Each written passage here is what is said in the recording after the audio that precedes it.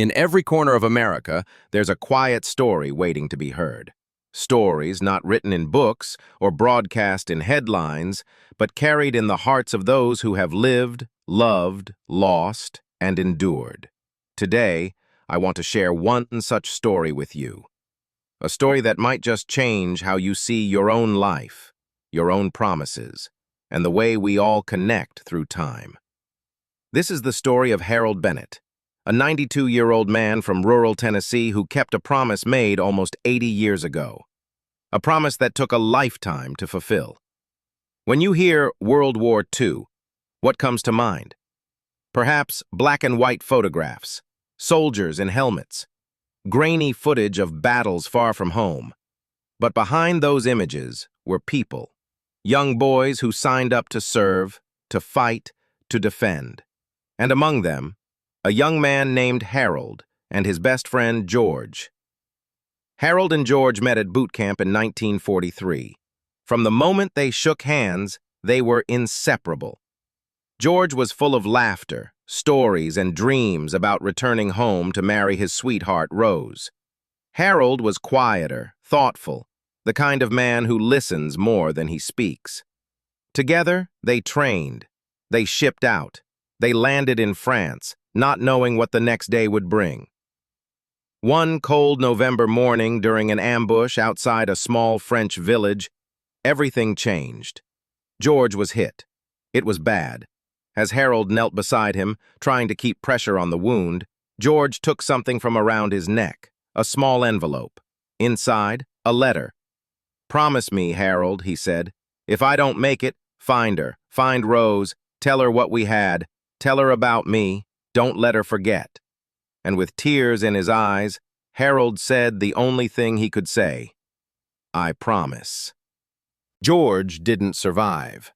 After the war, Harold came back to Tennessee.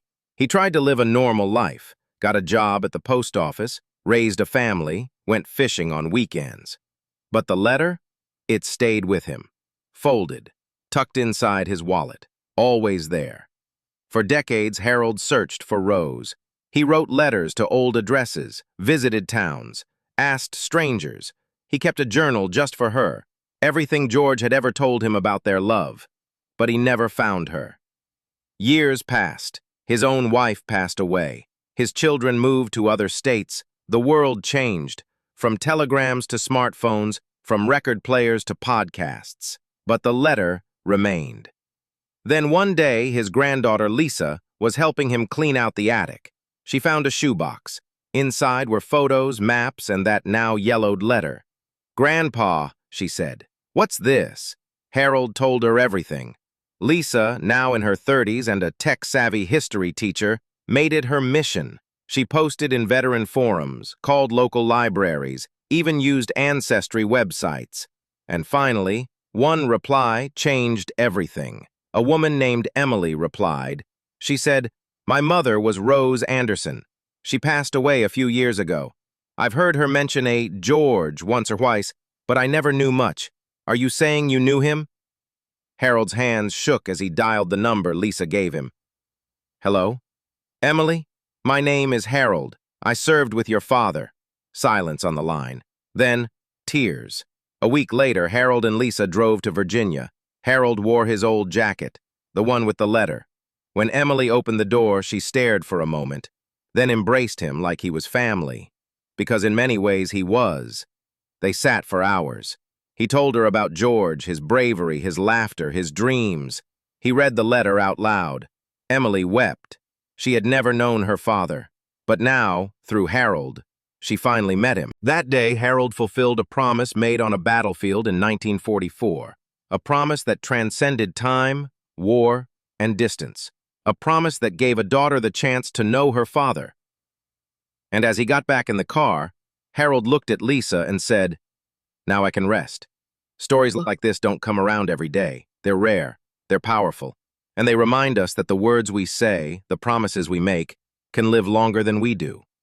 Maybe you have someone you've lost touch with, a story unfinished, a promise unfulfilled.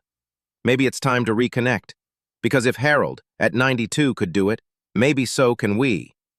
Share this story, not just because it's moving, but because it matters. Like this video if you believe in the power of keeping promises. Comment below if it reminded you of someone you love. And subscribe to this channel for more real stories that honor our elders, their memories, their wisdom, and their hearts. Thank you for spending these few minutes with us. From our family to yours, stay kind, stay human, and don't forget the stories that built you. I'm Elder Heartfelt Stories, and this is why we remember.